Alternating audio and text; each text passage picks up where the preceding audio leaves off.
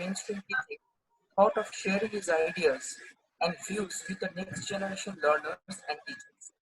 It is his thought process which gave birth to Indian Institute of Content Management Research, IICMR, a non-profit institution aiming towards developing researchers and teachers for the future.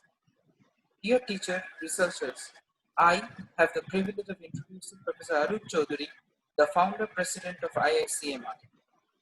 When the education system throughout India is trying to adopt online mode of teaching, Professor Choudhury has already been in this mode a decade before, imparting corporate training to the overseas corporates through his flagship parent organization, Untitled Consulting LLP. Professor Choudhury graduated from St. Xavier's College, Kolkata, is the first NET JRF qualified proud student of the Department of Commerce, University of Calcutta. He traveled across the third countries with his thought of harmonizing accounting standards throughout the group. His teaching career started with College, now IIEST, the Department of Humanities. After that, he joined INSPIRE Business School, Kolkata, and served as a dean before joining as a director in Amity Global Business School. His experience ranges from the government institutions to private business schools and finally towards corporate training. It is my proud privilege now to hand over the platform to Sir. May I request the participants to mute their audio, all the questions asked through the chat box, which will be addressed by Sir at the end of the session. Sir, it's over to you. Thank you. Good evening, everybody. I would just request you to be muted, and maybe our host will also try to do that. And even if the videos are off for some time, maybe during the discussion at the end, at that point of time, we can have the video. It's very good to see all my near and dear ones in your video. I'm finding Rezaul Bhai is over here, Arindam is over here, then Dr. Sadiq is here from. People are from Bangladesh, people are from Dubai, people are from Abu Dhabi, Singapore, from different parts of the world. People have joined, and they are all my close associates. Either we met in training programs, or maybe in research activities, or maybe in valuation consulting. Thank you so much. And many of my students are over here, whom I am meeting after a long period of time. Actually, why we are organizing this seminar? If you just find out in India, especially those who are from outside, in India, on 22nd of March, government decided to have a day of curfew. And from the next day, we went for lockdown. And practically, we started our lockdown, and we told our people who are working with me not to come to office, because by that time some contamination started in different zones of Kolkata. So 3 months we were in hibernation.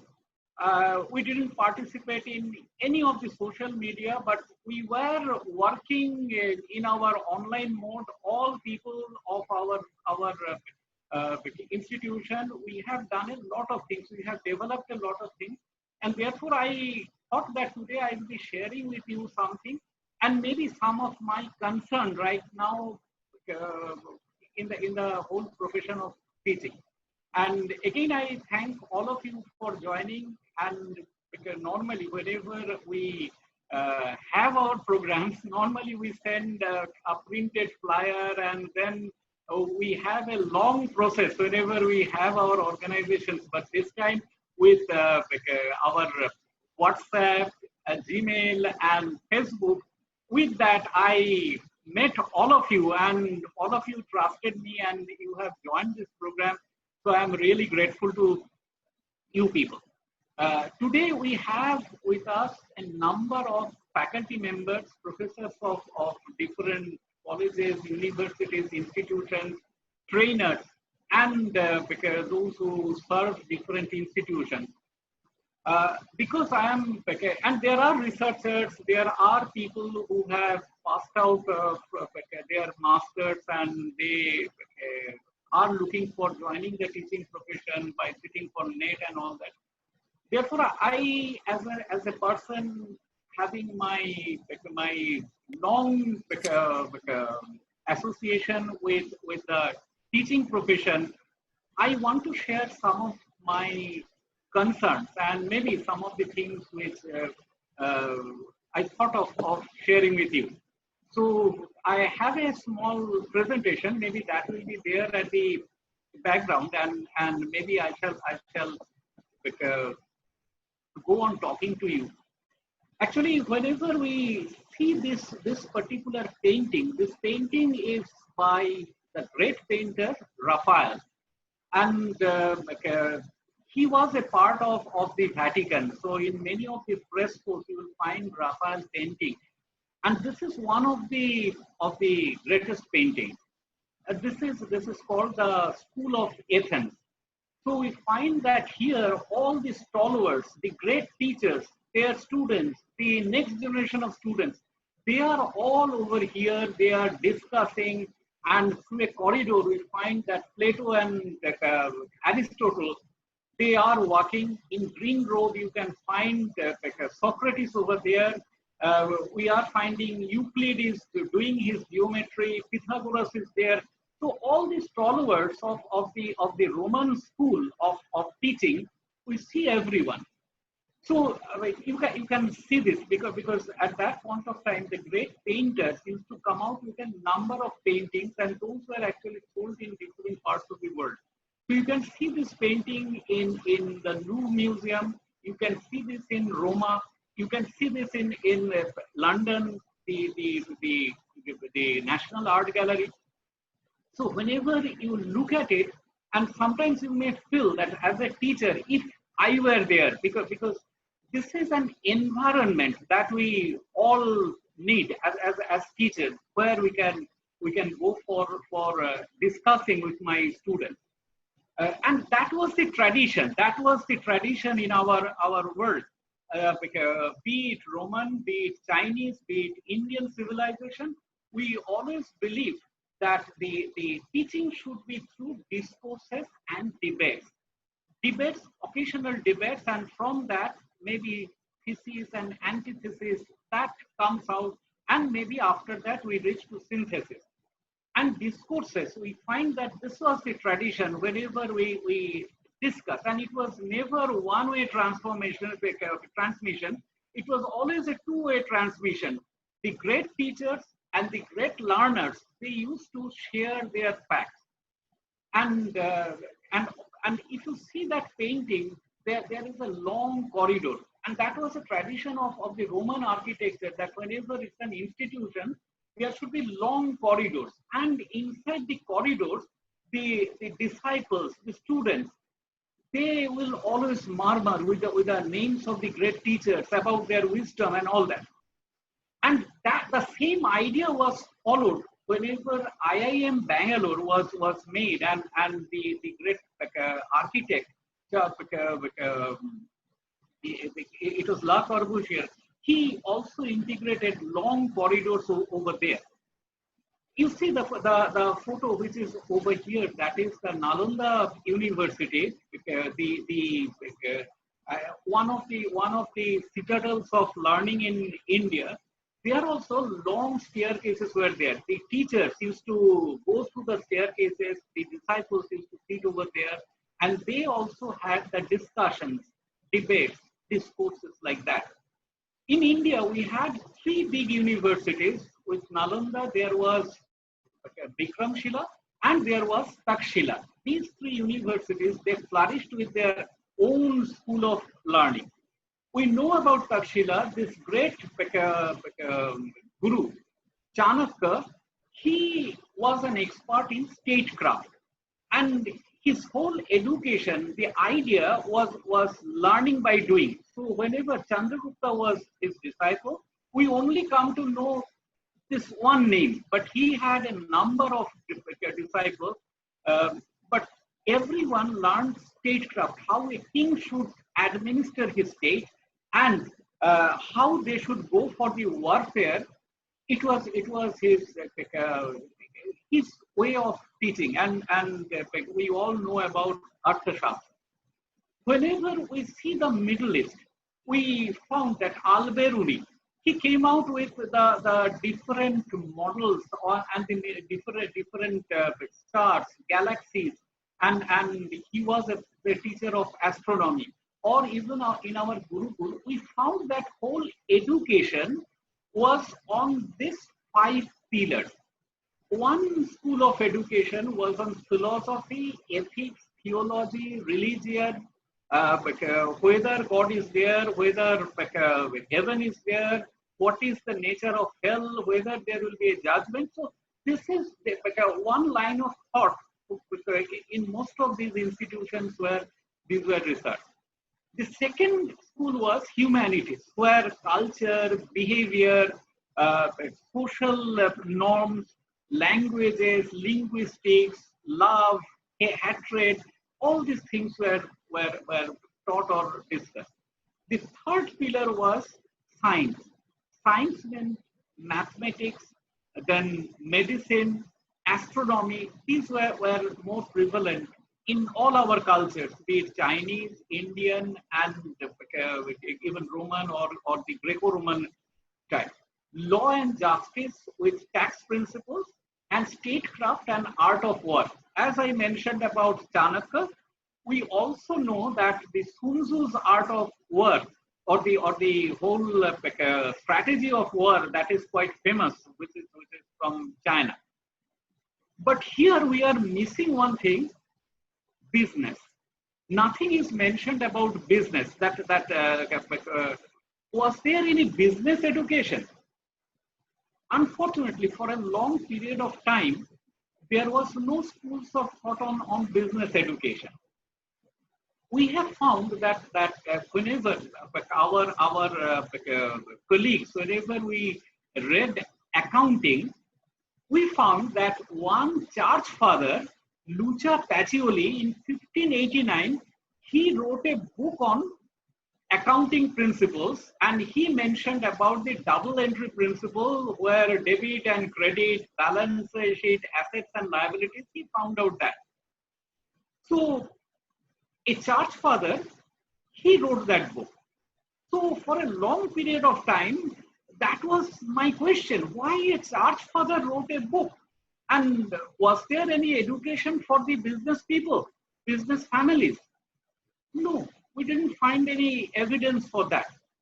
But later on, I came to know that actually the church fathers, they were respected, and maybe they had power because Vatican gave them power. So the church fathers were entrusted with the audit job. At that point of time, no chartered accountancy institutions were there. So these church fathers, after the Sunday Mass, they used to check the accounts of the local traders. Therefore, all the fathers had to understand the principles of accounting in their bishop's college. And this gentleman wrote this system. Some people say that he was the founder of this double entry bookkeeping system, but there are some literatures where it is written that actually in Jericho and different areas of that time Europe, this system was there. So he had only documented that. But whatever be the case, it was a documentation on business academics, or maybe something related to business accounting. Now we find that but the true business education remained conspicuous by its absence for a long period of time. We have found that the traders were there, they moved from one country to another, the kings used to tax them. All this we have found, but the problem was there was no evidence on business education, which today we integrate that in our formal system of learning. Actually, the business education was in a sense secret, and the business secrets had been there, kept inside the family. Nobody outside came to know about that. Therefore, there had been so many gharanas.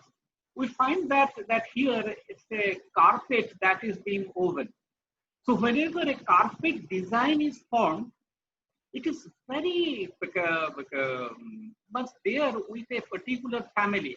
They are gharana. So the father teaches that to his sons or daughters. Then it goes to the next generation, then to next generation.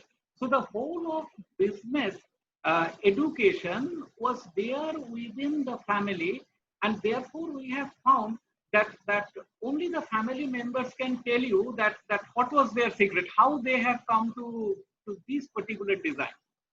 Once in Kashmir, I came to know that whenever these carpets are made, uh, always in the carpet there is a mistake. In you buy a carpet either from Kashmir or maybe any Persian carpet, you'll find that there will be a mistake. One design will not be the right design, or maybe that will not fit with the other design. But it's very difficult. You cannot find it out. But whenever you buy this, normally they have their stores inside their houses. So if you just tell that where lies the mistake, they will open and they will show, because they know from their generations that they have to keep on mistake. But why? They say that we make this mistake because the Almighty Allah, He is all powerful. So He is always perfect. But human beings, we are not perfect. Therefore, we always keep a mistake over there. So you see that it's a family secret. Maybe whenever you are industrially making a carpet, you may not find that. Or maybe the food items, the sweets which are manufactured in this part of India, in Bengal. Earlier, only the family members used to come out with particular sweet, and that was available in that part only. Maybe whenever we talk about in West Bengal, the Langcha of Shaktigarh, or maybe the Sitabhog and Mihidana of Bardhaman, or in the other part of Bengal, whenever we see the Rajshahir Mishti, or maybe the Pabna curd, the dahi. So those are very typical, or maybe Krishnanagar, the Shorpuria and Shorbhaja over here. So these were confined to that part. But right now in Kolkata, you may get everything in many shops. But the idea that this sweet is particular to that particular geographical area, that came because these family secrets were there. Therefore, things were there in a small geographical area. So whenever industrial revolution came in Europe also, it was found that they had to escalate their size. So the businesses became big and they required more people. But they could also understand that most of the businesses were family oriented business. So whenever you have to expand, at that point of time, you have to take loyal people who will feel that they are also there inside the family. So this is a photograph of Rolex watch factory. It was in 1895. A number of people are working, and they are making the handmade watches, and they had been working, and again their next generation worked in the same company.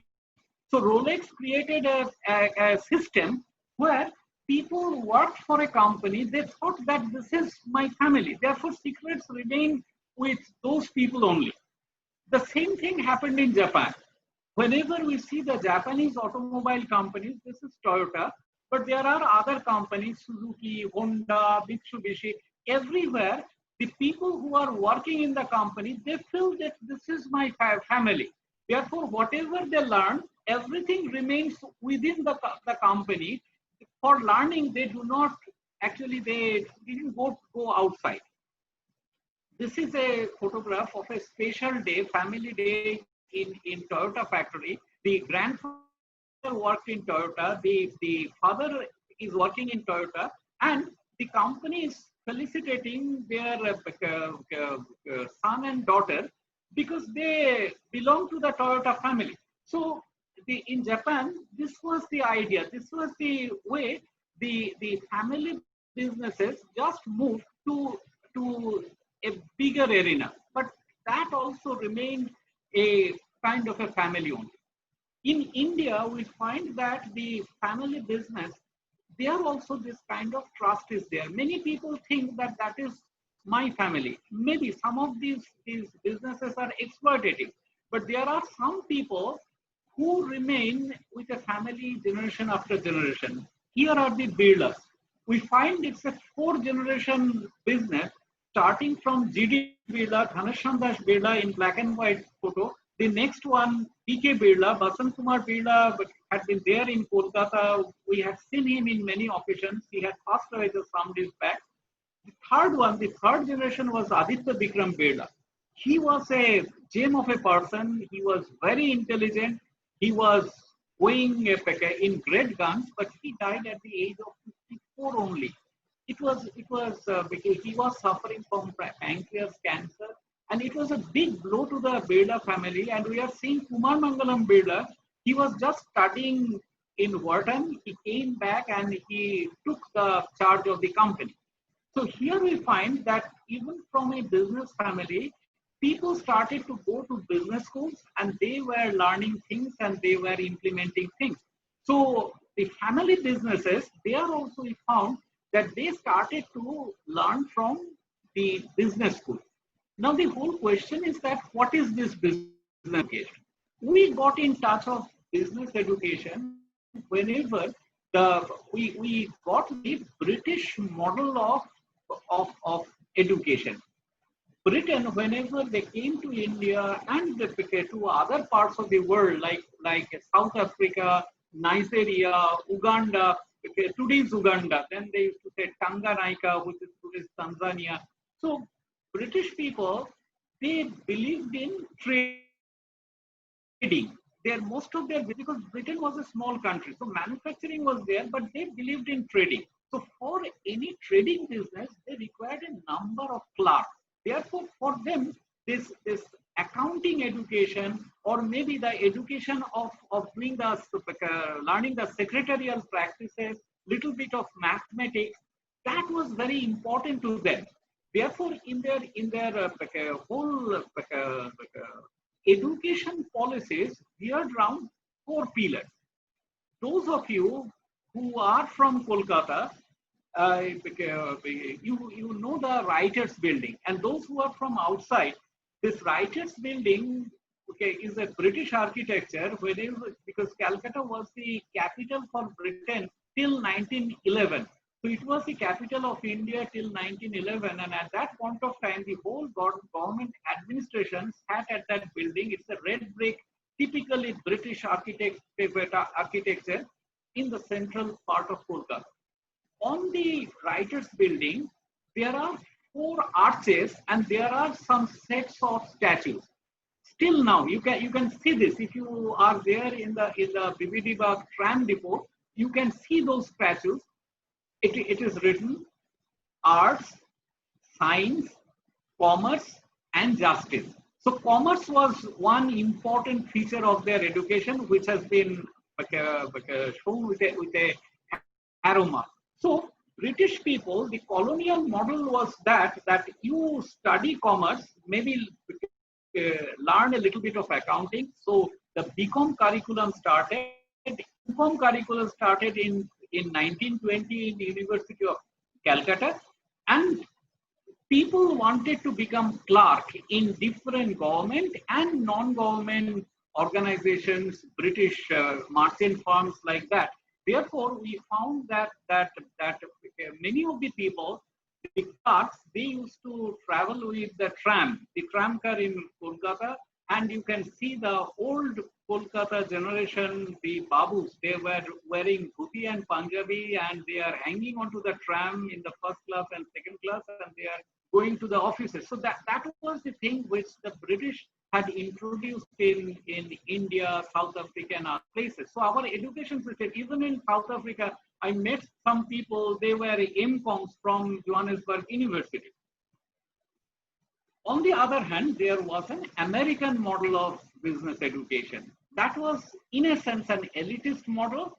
They wanted to make entrepreneurs. So the business school or the management institutions that started to come in America. And many people passing out from these institutes, they started to make their own ventures, or they started contributing to the big companies. So we found that there had been two different business education models, the British model of making clerks and the American model of making entrepreneurs. So whenever we talk about business education, we still find that these two things are actually moving parallel. Um, uh, this is the institution, IISWBM, the oldest management institution in India that was established in 1953. Many of my students in ISWBM, they have joined over here, and at the same time, some of the faculty members are also here who are actually a part of this. This institution, whenever it started, just after this, IIM Kolkata, Ahmedabad, and Bangalore, that also started. But it was not very popular. Only a few people used to sit for the entrance, and they used to get good jobs, but it was not that popular. Even whenever we were students, we were not lured by the management institution. But the 1990s, whenever we had our liberalization move, at that point of time, we found that many management institutions proliferated all over India. And in India, two systems ran parallelly. Even in some of the universities, they have both MCOM program, MBA program, BCom program, BBA program. That means both the systems were running parallel. And so many business schools came. Right now, thousands of business schools are there. And even right now, the craze is also little less because of different factors, high course fees, and maybe less of placements, a lot of things which are there. The main problem of teaching, if we come to the point, the first is whenever we look at academic delivery, the first component is the classroom. In most of the cases, because I have people who are from Bangladesh, I think the things are not different in Bangladesh because I had gone to some of the academic institutions in Bangladesh also. Just like India, we find that the classrooms are always crammed. Many students inside the class because the proportion of space and the number of students were always dismal in our country. So classroom is the first component of education. Second component is the blackboard.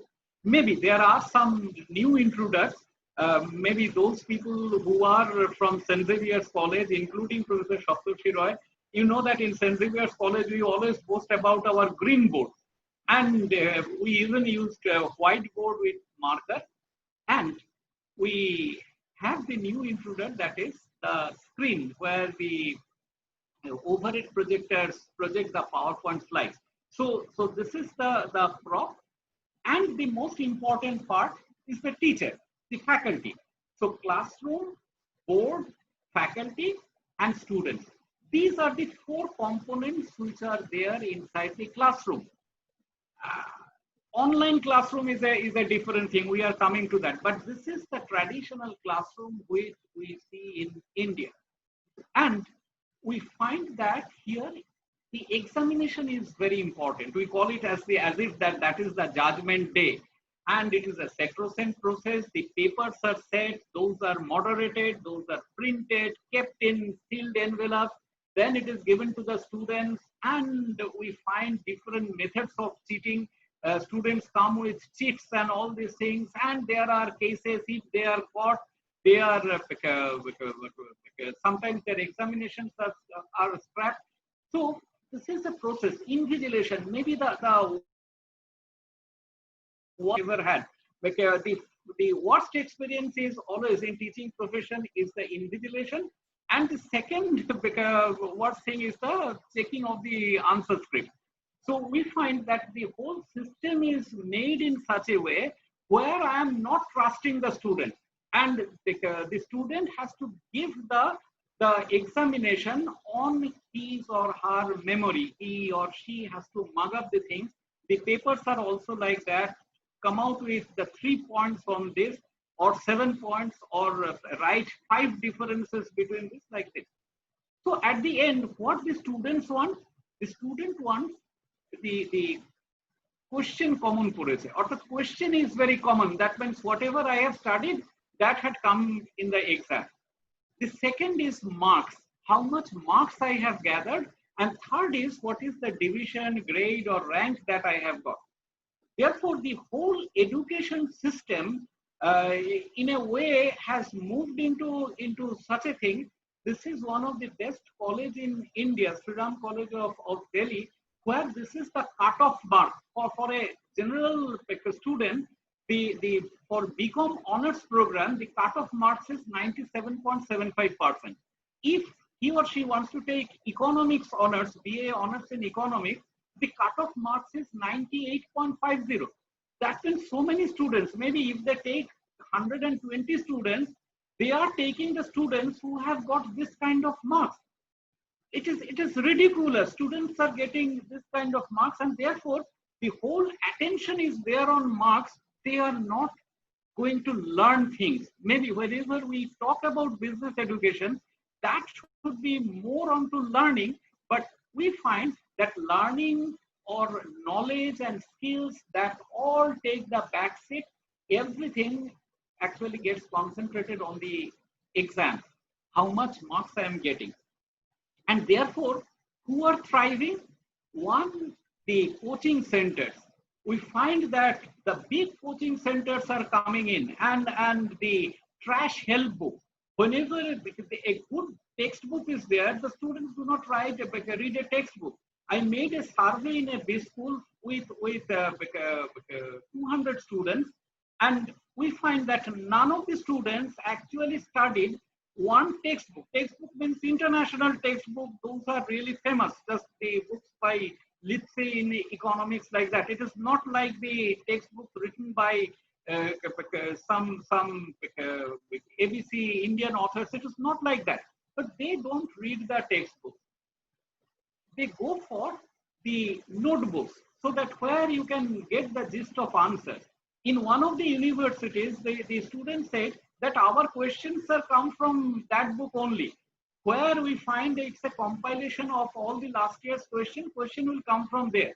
So this is something which is horrible, that students don't want to learn, and teachers don't get a chance to teach, because they are not seeking knowledge. And therefore, in the market, whenever they come, they have no knowledge about what is happening in the outside world. So students are ready to pay to the coaching centers and the private tutors. This is very unfortunate, but in many of the cases it is happening. And even I met a gentleman, he said that he provides private tuition to the MBA students. Many MBA students in Kolkata, they are going for private tuition. We couldn't imagine that in a B school, the students have to go for private tuitions, because students know that the university will set this kind of question. What is the utility of going to the class to learn things? So it's a failure. It's a big failure of our system. And at the same time, we have found that our government education system has failed in one way, that things are not done correctly, because it's a kind of a white elephant. On the other hand, the private education system, there we find that a lot of money is invested, but somehow the faculty members are not paid that much. They are not given chance to research, because these are also founded by business people. They want return on investment, not giving something to the student. So that is something which is a big concern for us. And even our regulators, University Grants Commission, AICT, Distance Learning Council, DEC, right now they are made one higher education council, but whatever is the thing, they are more interested in making the faculty a kind of a machine. So you have to research. It is just like the American saying, you publish or perish. Maybe whatever is relevant in some other subjects in business education, maybe if everyone does publish and go for research, there is no meaning. Actually, therefore, the teachers' concentration is going to a different area. So the whole API scoring, we find that there is a major focus on research and publication. The quality of research is not important. You have to do research and somehow you have to bring statistics by pulling its ear, and you have to come out with that. Whether it is relevant or not, ultimately at the end of the day, you have to come out with some regression or some model, and then you have to prove that it was like that. But where is the application? We find very rare cases where we see the real application of research. And therefore, those cannot solve any business problems. Maybe there are some exceptions, but most of the researches, if you study the journals, rarely you find a real good thing which is actually helping the business world in solving their problems. The problem of not of the teachers. It is the system, the way it has been made. What will they do? Because everywhere in the world, teacher salary is always meager. Whatever scale UGC is giving, but if you think of that, you have been there in a corporate sector, and if you are contributing the same thing because you are contributing from your intellect, you would have been paid much better. Be it India, be it Britain, be it Bangladesh, be it Malaysia, everywhere teachers are less paid. And there I am telling that for your promotion, you have to do this. What will they do?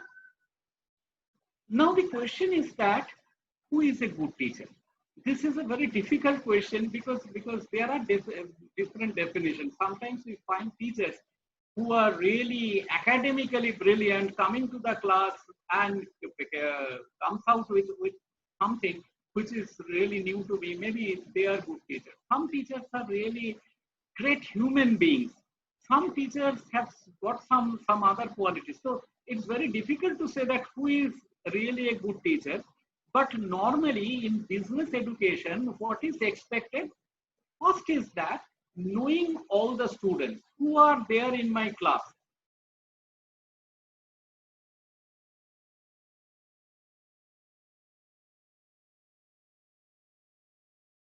It is more of a salad bowl.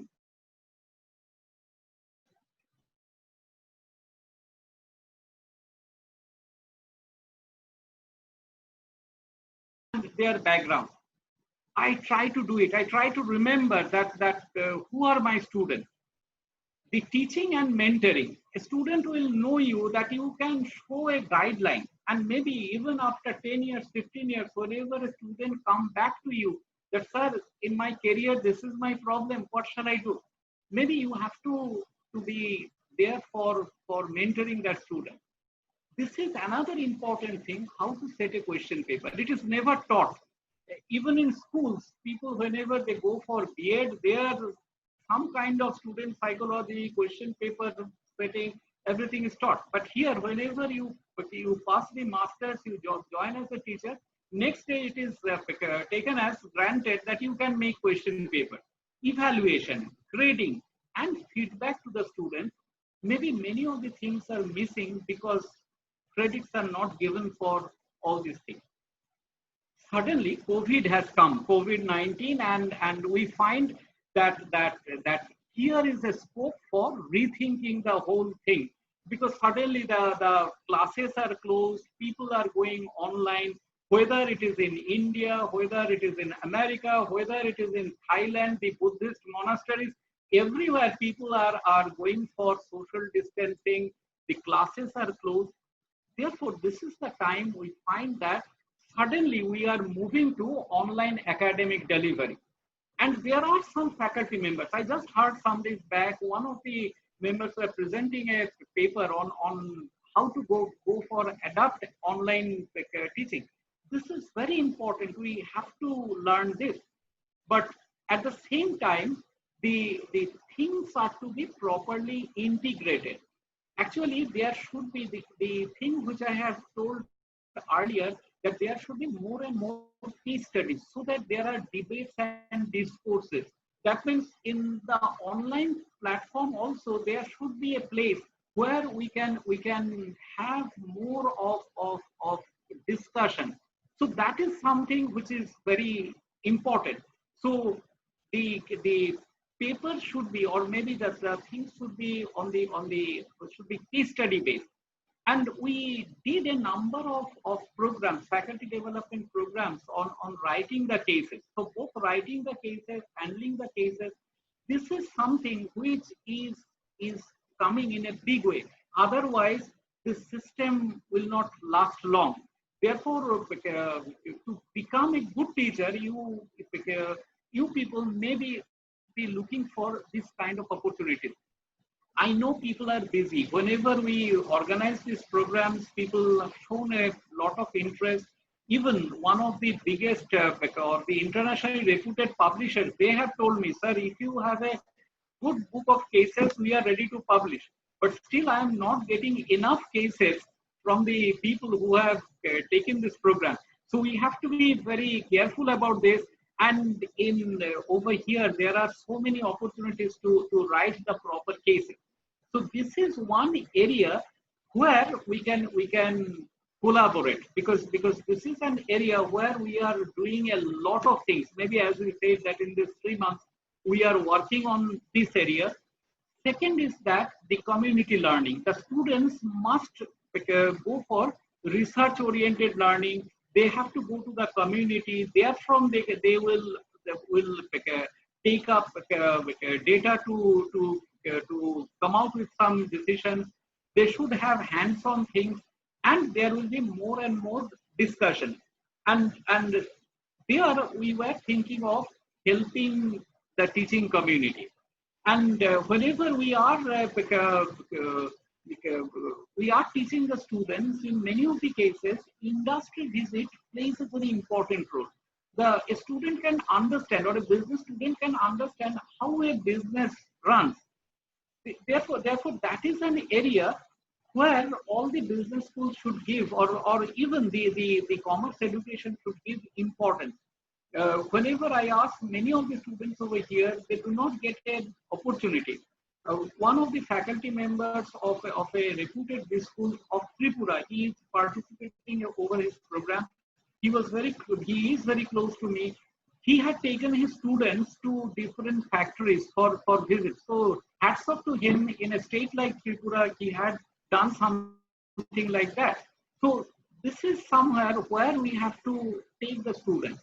Then dummy money, that means artificial or virtual cash, and there are some games, the simulations. And simulation softwares are very costly, but there are simulations. We have tied up with a Singapore-based company called Track Invest. We have a program where students can have virtual money and they can invest in the real stock market. And not only the Indian stock market, London stock market, then NYSE, Singapore, SGX. So this is a program which is very useful for the students to learn how the stock market works.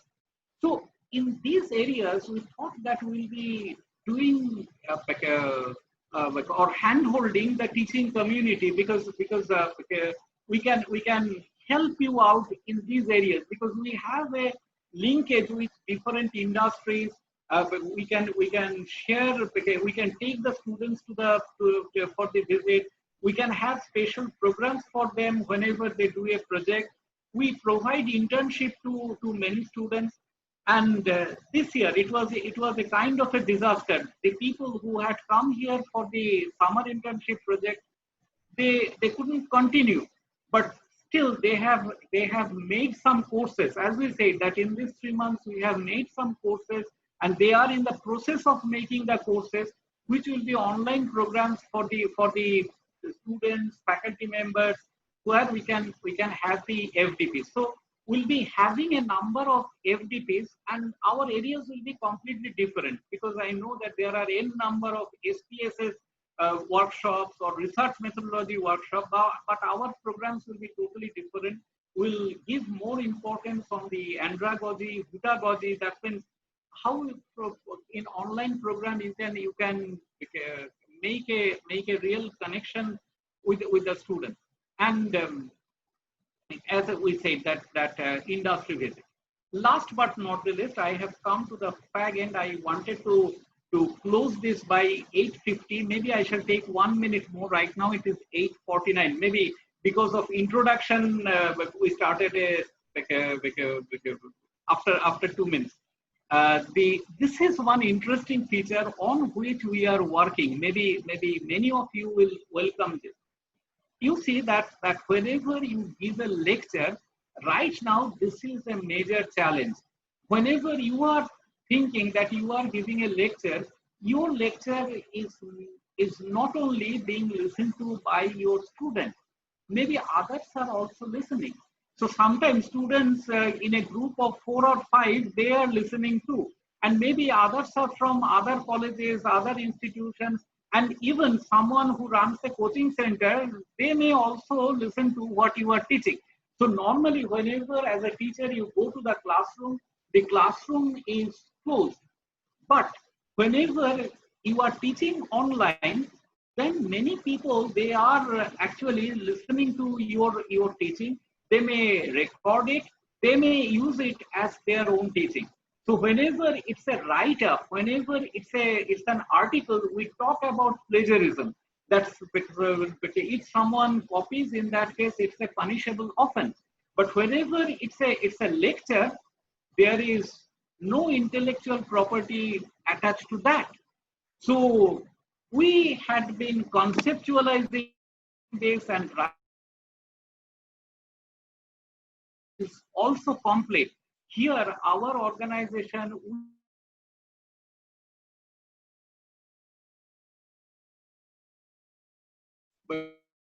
optimum technologies, and we are making a system so that your lectures can be all digitized. That can have a citation, and whenever you have a lecture later on, if someone copies from you, in that case, he will be liable to give compensation for that. Therefore, digitizing the lecture at the personal level as well as the institution level, colleges, universities, we are coming out with a new arena where we find that it will actually help to protect the intellectual property of the teacher. So that is something. Even in YouTube, you can keep your lecture, but it has got no proper citation, and that is not accepted as a citation. So just like Wikipedia, YouTube is not a place where the things are properly kept.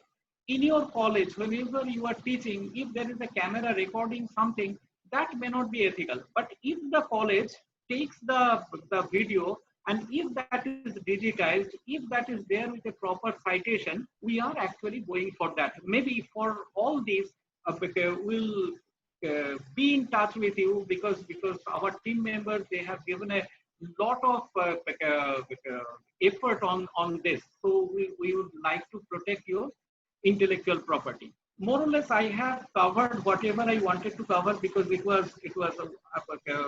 took just 50 minutes, and we know that many people have registered for the programs. Their bases are we have kept, but those who have directly joined this program, we will request you to send a mail over there, and we will be sharing in the chat box a link. So there, if you just write your details, and even those who are registered, in that case, it will be easier for us to make the certification, because your designation, your all the details, your pronunciation, your name, spelling, everything we should get. So Professor Saptarshi Roy will be sharing that in the chat box. You just copy the link so that you just complete that Google form. So I am more or less done. So if you have some questions, I found some people have raised their hand. So I'll go to them. Yes, yes. But, sir, Shiny here. Yes, Shall please. I Yes, read out the questions to you, sir? Please. Yes. So the first question that came from in our chat box, it came from Abhijit. He said that, sir, how would you rate the institutions such as Super 30 and IIT coaching centers in Kota, Rajasthan? Do they follow a clinical method of coaching? Incidentally, the success rate of these institutions is very high.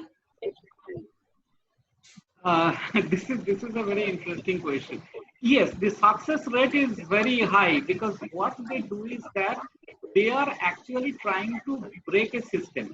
Actually, the whole issue of this multiple choice test, which are actually a kind of an American innovation, this is only to judge that how quickly I can take decision.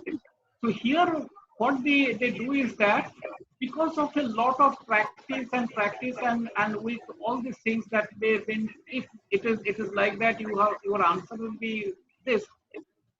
Therefore, they crack the thing.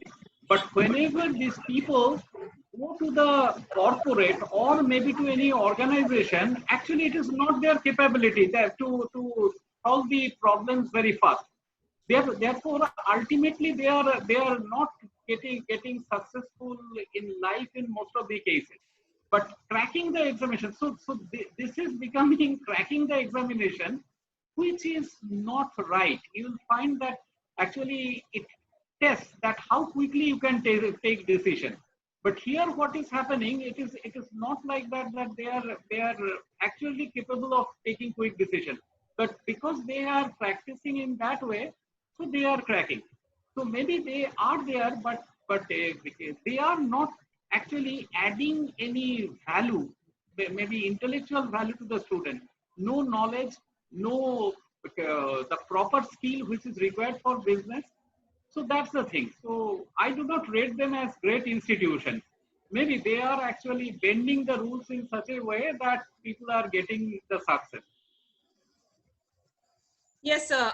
Next question is somewhat related to this regarding the B school students. It came from Mr. Andrew. He writes that as a manager in Asian Paints, we take about 3 to 6 months to evaluate the abilities of the student, irrespective of the MBA school they come from.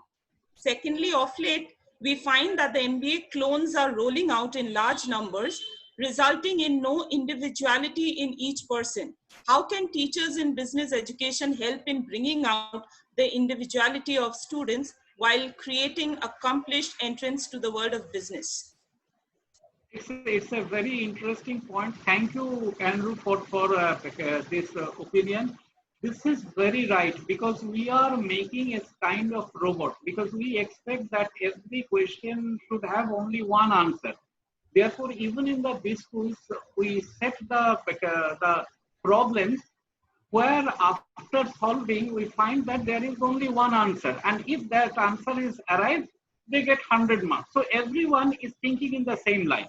But whenever it's a kind of a either simulation of or case studies, then we find, or maybe some role play, that two contrarian views may be getting the full marks because both of them are coming out with the right logical foundation. Maybe sometimes we find that the whole the spirit of teaching is missing. And the problem is that the teachers are more into research because ultimately at the end of the day, they have to go for a promotion. So this is one part. And the other part is that the students are all running for marks. Therefore, unfortunately, we find that most of the MBA students, they have got the degrees, they have got the numbers, but they do not know how to apply.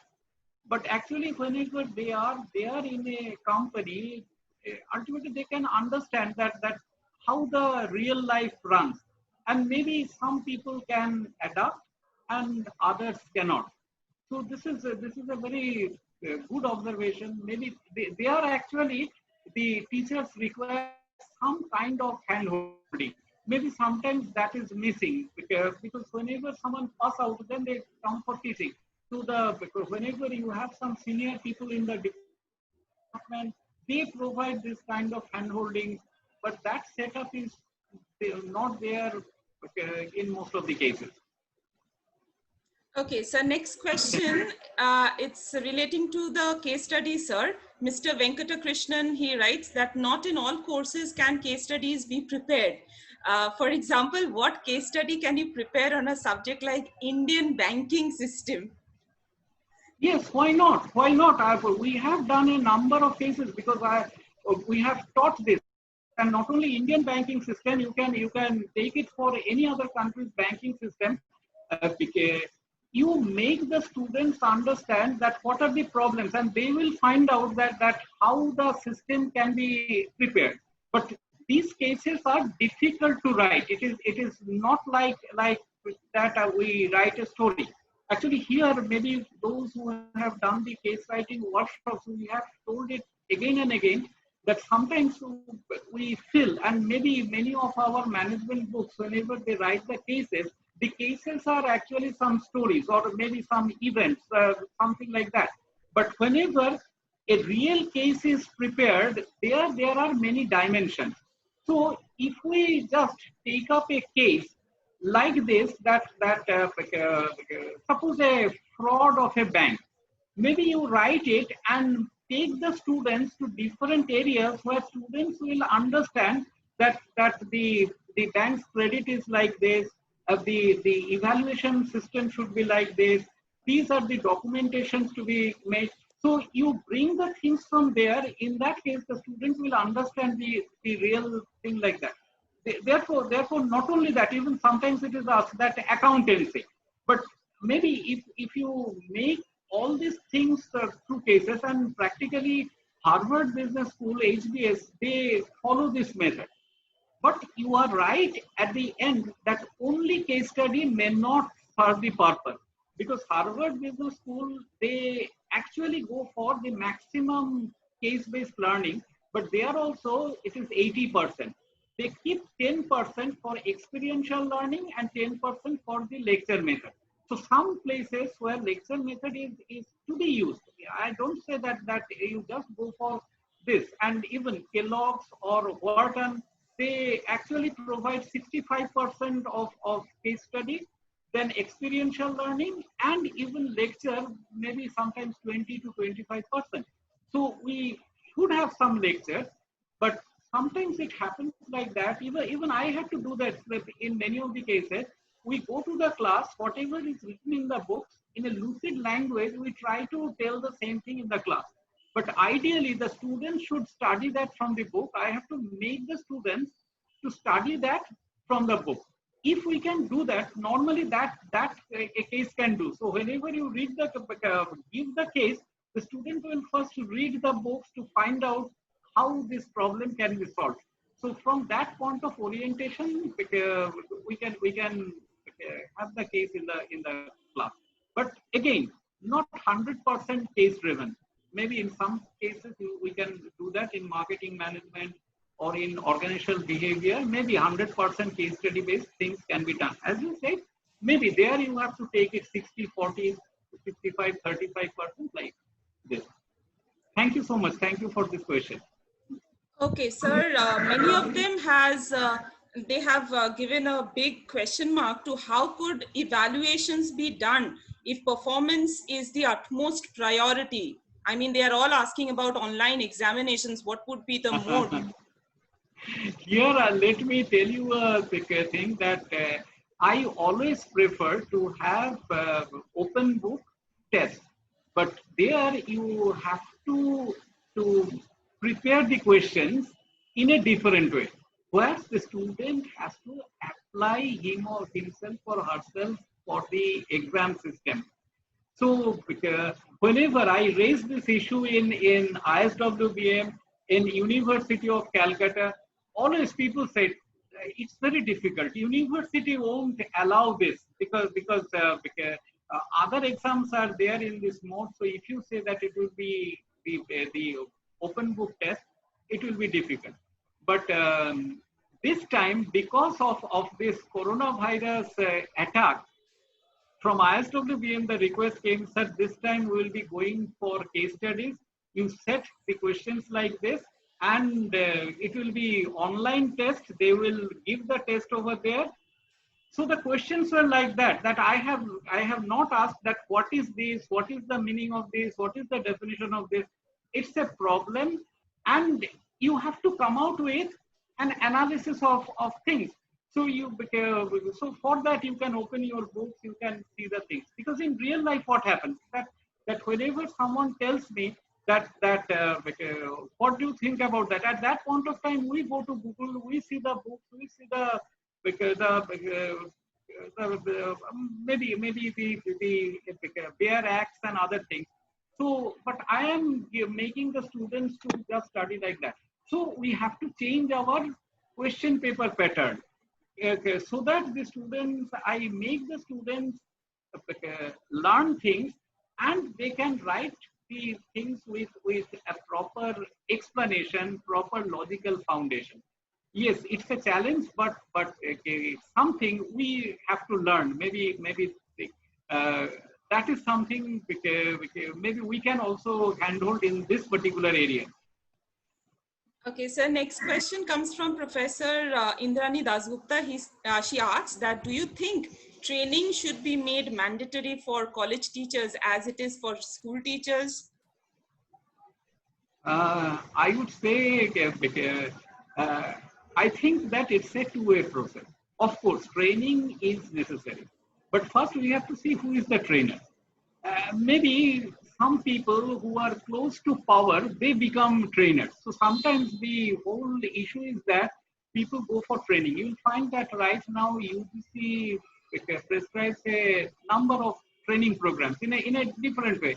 These are called UGC refresher courses, and there are some there are programs for all the faculty members for different subjects. Uh, but at the end of the day, maybe after 21 lectures, people find that at least only the 3 lectures were good. So training programs should be necessary, but that should be very properly delivered. So that is one part. And maybe I need help from you people, because at some point of time, why I left the academic system, because I found that I was getting opportunity to train people. So, so I need your help whenever we do corporate training. Maybe you also take training, but at the same time, provide corporate training. That will open your eyes. Why I can take up the case studies? Because whenever we go to different organizations, they come out with their problems. And there I can find that this was a different learning for me. So people call me as trainer, but at the end of the day, I also learn a lot of things. So maybe those who are interested, maybe I will tell you to share your profile with me. Maybe come with me in some companies, provide training, maybe take one session, but you will find that it will be a learning. That can be a bigger training for you, with you people. Of course, I feel that continuous learning, continuous training should be a part of our academic career. Thank So you. many have raised the question about the emotional connect between the teacher and the students in a normal traditional platform. And many have raised a question that would this increased popularity of IT would lessen the importance of the teachers? Not really. A good teacher always remain good, because you cannot take away the teacher whenever it's in the IT platform. You see that many of the trainings can happen even without the faculty member or the resource person's with a proper involvement. So I have seen that there are IT companies, maybe there whenever the training happens, some person, they go on telling things and people see on the screen that how the things are doing. So actually there is no connect with the trainer or teacher. So if the thing is like that if the teacher cannot raise the emotional things in the class, in that case, that will be very mechanical. But whenever a teacher will be able to make that connect, at that point of time, even it is online, but ultimately I am meeting the teacher on that platform. But I always believe that only online is not to be sustained for a long period of time. It should be more of blended learning, maybe sometimes online and sometimes offline. Because whenever you see face to face, a lot of things can be discussed which are important to life. Therefore, I also do not believe that everything will be online and because that will be good.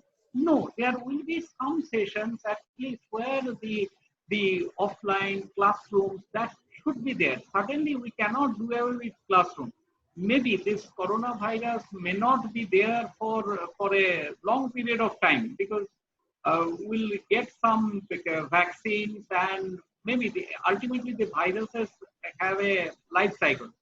So we'll get back to the classroom, but this will give us a boost that we can utilize this. Otherwise, I couldn't have thought of this kind of programs which we are organizing. Right. So I think that a blended learning will be there and connect with the teacher must be there. Otherwise, learning will be incomplete. So the next question is, since this case study system is not in the semester-based, the recent one, the CBCS system is there. So how should we address this issue now? This question is from Nancy Jaiswal. Okay. Nancy is from Scottish Church College, I Yes, believe. she's Yes, there she in was. Shikshayatan as well, sir. Okay, great. Uh, this is something very unfortunate. I don't know whether Sharoda Prasad is over here. He mentioned that, sir, business ethics, for that also there will be multiple choice questions. So the whole issue of CBCS is ridiculous. Not the CBCS as a real idea. The idea of the choice-based credit system should be like that I can take up any subject and maybe I'll be evaluated on that.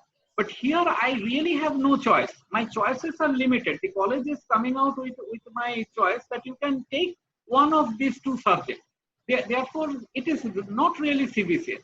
And to save time, because it is semester system, in 4 months you have to conduct an examination, we have taken a shortcut that go for multiple choice. And here nobody knows how to make a multiple choice question.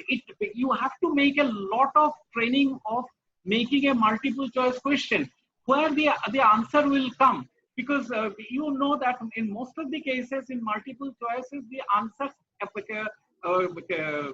some faculty members are very simple hearted. So they cannot wait for giving the correct answer. So always the A choice is the correct answer. So maybe if there are 100 questions, in 40 questions, A is the correct answer, or maybe B. And some faculty members, they keep it for D. And there are some people who are in A, B, or C. So whenever a student start answering, maybe after doing 10 questions, they understand that what is the psychological orientation of the paper setter. So they can, without knowing the things, they can give the correct answer. Therefore, the whole choice-based system, and the most ugliest thing is the textbooks. You see in the market in College Street, one day I was standing near a shop, it was raining, and I found the books. These are utter trash, maybe a particular subject book full of multiple choice questions, and the faculty members, after writing those books, they come in the Facebook that I have published so many books, and others write, congratulations. Are those textbooks? So the whole system is actually, it is constricting the whole idea of education. So Nancy, your question is very right. There should be maybe not even case studies. If there are some areas of role play, or maybe a paragraph you can give where people can write about their own orientation, we can come out with different methods. But first we have to learn how to make multiple choice questions, then we have to go for this. But this is very unfortunate. I find that it has got no meaning. I'm sorry, maybe because I am not affiliated in an institution, I do not bother about API, therefore I can say like this, but this is my view. Thank you Sir, so much. sir, can we take up another question? Yes, please. Yes. Okay, sir, Abhishek Mishra, he writes, it's a very good question. In fact, he says that I'm a government teacher in a rural part of West Bengal, where students are coming from the financially weaker sections of the society, where dropout rate is really high. This pandemic will increase the rate of dropouts even more. How can it be resisted? Actually, Abhishek is there at the grassroots level. Abhishek was my student long back. He did his MBA from IMA. He was a very uh, lovable student of mine. Uh, this is the real fact that what they are facing, and this is a different area of education. We are talking about business education, but this is the real basic education where we find that all these countries over here, Bangladesh, India, Nepal, everywhere this is a problem because we are poor people. So the poor people, they first look for getting the food. So what is the need for education? Because they know that these people will not get a big job. But if they participate in the agriculture or maybe some local vocation, taking the fish catch and all these things, maybe this is difficult. So you have to make the school interesting. We have found that in many of the places, the food, the free food, that becomes an attractive factor. But instead of the free food, if you can make some other food for thought, maybe some kind of games by which they will learn honesty, or maybe some kind of sports, or maybe some kind of musical thing, so that they will find interest to come to the school. So if you see the old Bengal tradition of Brotochari, that means through music, dance, and all this, you will learn things and you will do a lot of things. So maybe you have to innovate something. So maybe your innovation is required. And I always feel I have my blessings with you that you can do something so that the students will be interested and they will come to the school. And maybe they will defy their parents. Maybe their parents will tell no, don't go to school, but they will come to the school. And the risk of the virus is less for the younger people. So maybe you have to take a very important role in convincing them and making the school an interesting place. Thank you. It's a real question which touched my heart. Thank you so much. Sir, we are 15 minutes beyond the time. So any more questions, sir? Will Maybe you? we can take two more questions if the questions are there, because everyone has to go for dinner, because therefore I am actually there between all people's dinner time. Maybe take two more, Okay. and then we'll close. And the other questions, you just note it down. Maybe later on through mail we can have a discussion, because all Okay. people are very precious to me. Yeah, sir. Okay. Sir, first is what's your take on MOOC courses? So that is what they are asking. Now they are, I mean, some institutes are making it compulsory for the students and all. So how is it relevant in this scenario? Okay. MOOC is, in a sense, if we take it as a system, it is very scientific, and maybe on the travel people can learn, people can read, people can listen to things. That is good. But the whole thing is very unprofessionally done. Maybe I have seen a number of courses, but somehow we are not open for that. That kind of professionalism, that means the proper editing, that is not there. Maybe whenever you are going to learn something on organizational behavior, and you have gone to a channel, and suddenly you find that one gentleman comes uh, with a wrapper on his upper part of the body and starts saying, I am such and such, I am a teacher of this school, and organizational behavior. Actually, there are different types of behavior of people. you don't have any interest, because whenever it's an online platform or a video platform, you have to be more smarter the way you have to present, or maybe your graphics and all these things, those should be professionally done. Somehow that part is missing. So if you take an Udemy course, you'll find that those are done much more professionally, because in many of the cases for Udemy courses, Udemy first checks what is the quality of your teaching, quality of your slides and all these things, and after that they will permit you to use their platform. Therefore, you will find that Udemy, Coursera, Stanford University courses, these courses are much better. But those which are produced in India, many of the courses I find is very drab, and people uh, just come out with their saying in a very boring manner. So that's why I am not very bullish about the MOOC courses right now, but maybe that is the future. I want you people to come out with many courses like that with more professionalism, and use your students. The students know the technology better. They know the editing part. So maybe they can help a lot. So from an institutional point of view, if you make such courses, maybe that's something for the future. Thank you, sir. You show us the path, we will follow, sir, for sure. So the last question I'll take up from Dipanjan. He says that in the face of disruptive technologies and the emergence of virtual world, a significant part of service processes are likely to be automated by AI and virtual agents. What is your opinion about the impact of these changes on education and career pathways? Yes, your question is a real difficult question. You are testing me.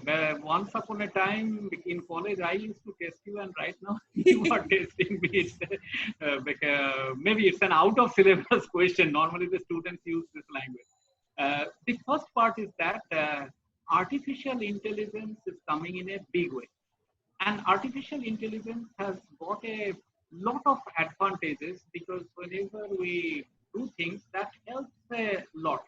Maybe uh, the Google form which we have provided over here, that saved our time, and it classified all these things for us. So that will be applied, and it will be coming in a big way. But whenever we are talking about artificial intelligence, I generally come out with this, that sometimes we also delve into natural stupidity. Human beings, we are very intelligent. So for artificial intelligence, sometimes we behave as stupid people. So whenever a good teacher is there, um, you cannot erase a good teacher. The requirement is there. So from the teaching point of view, whether artificial intelligence comes, that will be my servant. Maybe I shall use artificial intelligence to make my class interesting, but the teacher should do the right thing. His or her importance should be there. The next part, the career. The career, there will be a number of blows, and therefore we did a program not over India but in Malaysia.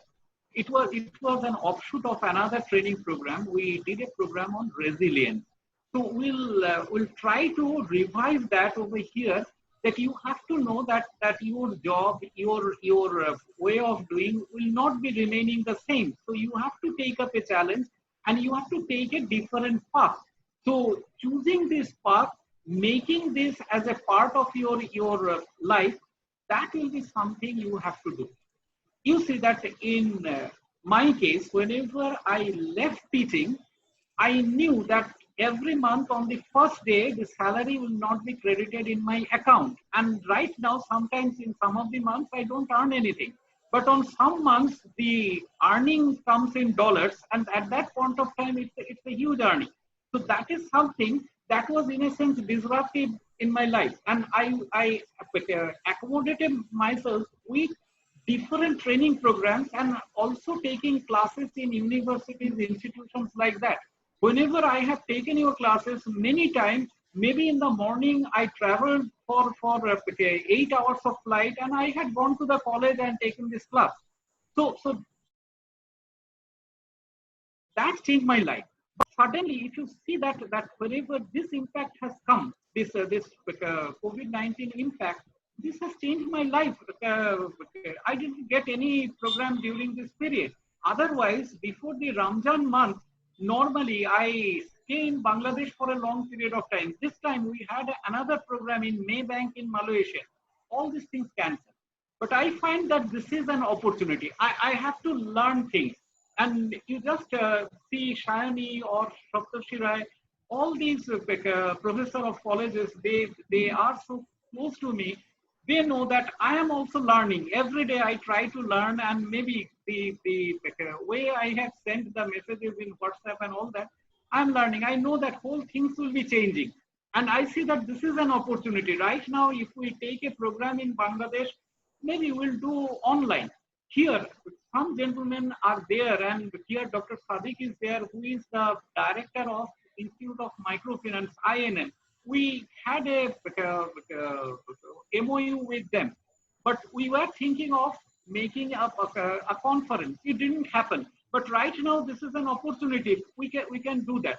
So if we can find opportunity over here, why not the young people? So they have to be prepared that they have to make changes. Maybe that will come in your life also. You are a young professor, so you'll find that you have to make a lot of changes in your life, but you have to make yourself prepared that I know I can take it on my stride. I can go to any other arena, but I have got my talent, so I'll be coming out successful.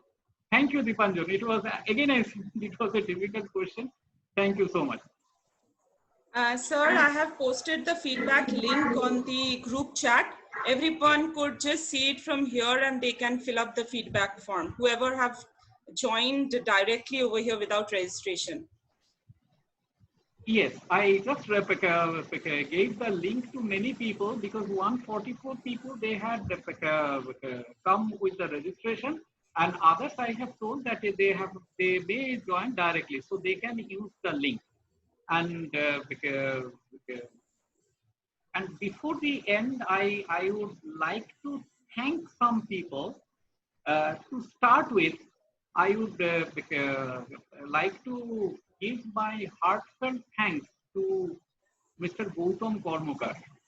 Gautam Kormukar is a person who actually is a financial advisor, and he is the General Secretary of ICA. This is an organization of the financial advisors, and they are experts in mutual funds, insurance products. He is a CFP, Certified Financial Planner. And we do a lot of training programs for them. And even right now, one program on fundamental analysis is going on for many people. They have a lot of experience for 20 years, 30 years. They are in this mutual fund market, but still they are learning. And Mr. Gautam Kormukar is a person who is very training minded. So because I am doing his program, and this platform, it's a very strong platform. Maybe it is Zoom, but it can take a number of participants. Even if we had a paid connection of the normal paid connection, we could have taken only 100 people. But we reached that time, it reached 190 people participated over here. So thanks to Mr. Gautam Kormukar, we are using his platform for this conference. Saptarshi Rai, he is a faculty of commerce in St. Xavier's College, who introduced me, who introduced IICMR. Shayani Nayak, she had taken up the questions. My artist thanks to her, and all the members of the organization IICMR who had been there in the background, there in the research. I thank all of them for making the thing. And last but not the least, you all, because without your participation, things would have done. And it is really great to see so many of you over here and from different parts of the world. This is very interesting. whenever we see Mr. M.H. Rahman, Muhammad Hafizur Rahman, he first introduced me to Bangladesh long back in 2005-6. Then he introduced me over there. So he is present. Sadiq Saab is present. Manzoor Khan from Abu Dhabi, he is present. A man who has a lot of experience in the market. And there are so many. So thank you very much for participating. And again, namaskar everybody. All the best to all of you. Sir, we would like to thank you also, because you have taken so much of Exactly, pain and sir. trouble for the young teachers and researchers like us. Thank you for the session, sir. Thank you so much. Hope we'll again meet tomorrow with some participants who are common to both the programs. Thank you, Arup sir. It's my blessing that you are the person who teaches us. This is our blessing. Just we need your blessing all time. So you continue. Thank you so much. Thank you so much. Actually, they gave me a platform, and because Gautam Babu had said that if you provide the training, and there will be a gharana of youth, and we will be going for training all the people all over India and abroad. So he is a great fan of me. So I am so lucky to have Mr. Gautam and lucky to have all of you. Thank you so much. It's our promise that we can create a Arup sir gharana. Definitely. Thank you. Thank you so much. Sir, please once again ask everybody to fill up the feedback form by tonight at the most, so that we can generate the certificates at the earliest. Yes, we may take 7 days to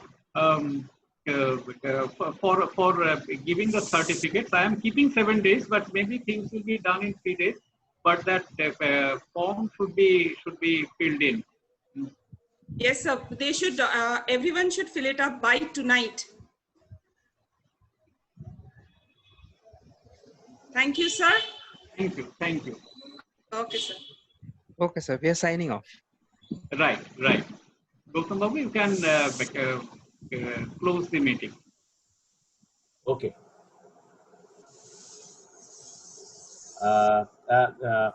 এই প্রোগ্রামটা কিন্তু আমরা ফেসবুকেও live করা আছে, আর আমিও record করেছি। আমি দেখলাম আমার সাথে কো-হোস্টও রেকর্ড করেছি। Thank you. তো আমি এটা আপনি ইউটিউবে কি আপলোড করবেন না আমি করে দেবো? ইউটিউবে আপনি করে দিন, কোনো অসুবিধা নেই। আমি একটা কপি রেখে দিচ্ছি, ওটা স্যারকে দিয়ে দেব। না, আমি এখনই আমারটা ফেসবুকে একটা লিংক রইল, প্লাস একটা ইউটিউবে আপলোড করে দিচ্ছি, এবং দুটো লিংক মানে ইউটিউব এবং ফেসবুক দুটোই পেয়ে যাবে। ওকে, থ্যাংক ইউ সো মাচ। ঠিক আছে, থ্যাংক ইউ। Okay, done.